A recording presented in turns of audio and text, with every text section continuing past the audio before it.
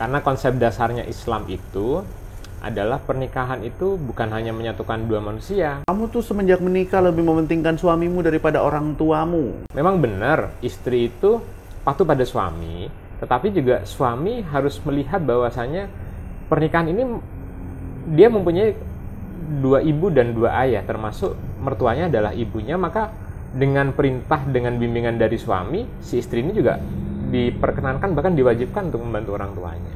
Saya ini yang membesarkan kamu.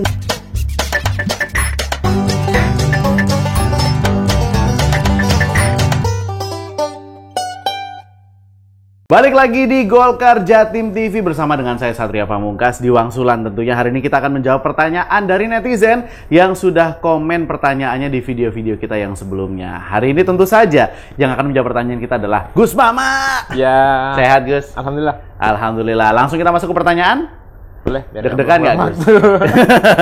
Gus, benarkah setelah menikah suami lebih utama dari keluarga sendiri termasuk orang tua kandung? Ini berarti wanita nih yang nanya, Gus. Atau si cowok yang pengen cari pembenaran. Gimana, Gus? Gimana, Gus? Bismillahirrahmanirrahim. Kayak serius banget ya? Iya. Jadi kalau menurut saya ya, kan hitam putih, itu kan pertanyaannya hitam dan putih ya?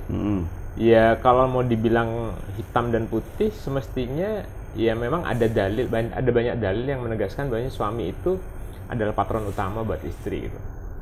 Tapi ketika kita bicara tentang sebuah hubungan, tentunya kan nggak bisa hitam dan putih kan Mas. Gitu.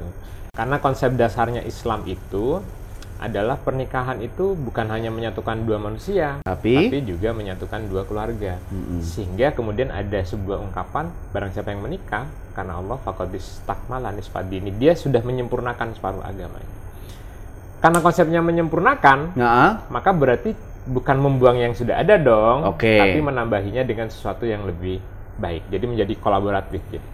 Akhirnya bukan menjadi orang tua dikalahkan dan kemudian dalam makna menghilang, tapi patronnya berganti pada suami dengan menggunakan kolaborasi dari orang tua dan suami menjadi sebuah kekuatan tambahan. Oh gitu. Tapi kalau misalnya nih Gus, dari orang tua sempat ada omongan misalnya, kamu tuh semenjak menikah lebih mementingkan suamimu daripada orang tuamu. Saya ini yang membesarkan kamu. Nah, misalnya gitu Gus.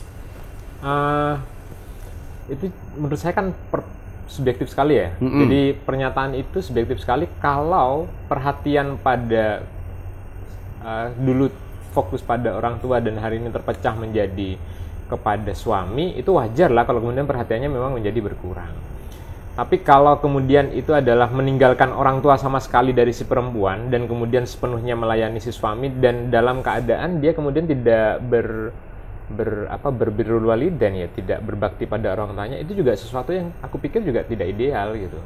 Jadi idealnya adalah memang benar istri itu patuh pada suami, tetapi juga suami harus melihat bahwasanya pernikahan ini dia mempunyai dua ibu dan dua ayah, termasuk mertuanya adalah ibunya, maka dengan perintah, dengan bimbingan dari suami, si istri ini juga diperkenankan, bahkan diwajibkan untuk membantu orang tuanya. Oh gitu. Tapi kalau misalnya suaminya nggak mengizinkan, Gus? Nah itu masalahnya, kalau dia bilangnya hitam dan putih, ya itu yang repot.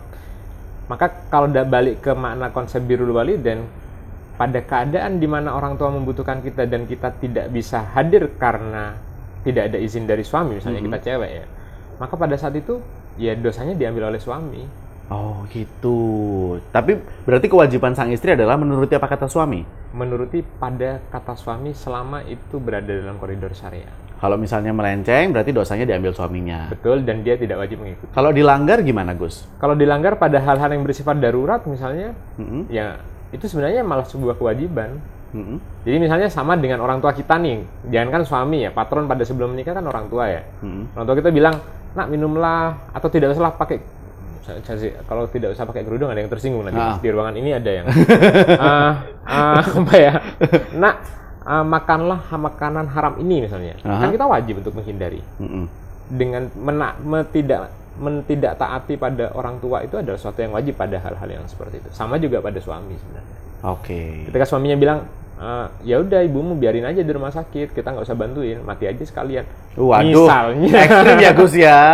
Tapi misalnya pertimbangan lain, misalnya hal pembandingnya adalah kamu di rumah aja ngurus anak-anak, ibu nanti aja gitu. Kita kan tahu nih mana yang sekunder, mana yang primer, mana yang super urgensinya primer, berarti ya. Betul banget ya. Oke, jadi tergantung urgensinya. Tapi kalau dari permasalahan, pada konsep dasarnya emang surga anak pada ibu, surga ibu pada ridho suami, surga suami pada pengayomannya kepada keluarga. Dan Quran itu bilangnya bukan pada istri dan anak loh mas.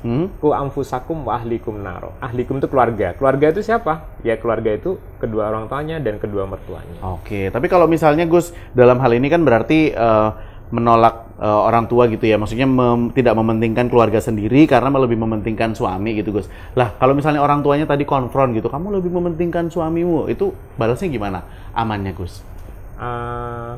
Saya pikir kalau dia udah belajar agama secara baik, dia paham lah kalau memang ada peran yang akan berubah ketika dia sudah menikah. Nggak gitu Bapak, maksud adik gitu misalnya. Aku bisa diundang nih Mas kalau Mas Satria punya permasalahan seperti itu di rumah. Inilah. Harus personal banget kan penyelesaiannya ini. Tapi kan saya belum berkeluarga ya Gus ya, jadi kan belum relate gitu kan. Iya, pengakuannya kan belum. Oh iya. Kan saya nggak tahu juga. Hanya Mas Satria dan Tuhan yang tahu. Belum Gus. Semoga bisa menjawab pertanyaan tadi ya, yang gimana-gimana katanya suami memang ya Gus ya, tapi kan ada hal-hal urgensi yang memang kita harus berbakti kepada orang tua. Terima kasih Gus. Ada yang mau ditambahkan? Sih, udah, itu aja sih. Oke, thank you deh Gus kalau gitu. Nanti kita repotin lagi ya Gus ya. Siap ya? Next. Insyaallah. Gus langsung tiap minggu kayak aduh pertanyaan apa lagi nih habis gini ya. Kalau mau bikin Gus Mama pusing, langsung makanya komen aja pertanyaannya di bawah. Tapi kalau nggak ada yang tanya juga pusing juga gitu. Kita bikin lah. Jangan lupa untuk subscribe channel ini dan jangan lupa untuk follow sosial media kita. Kita ketemu lagi di episode berikutnya. Saya Satria Pamungkas.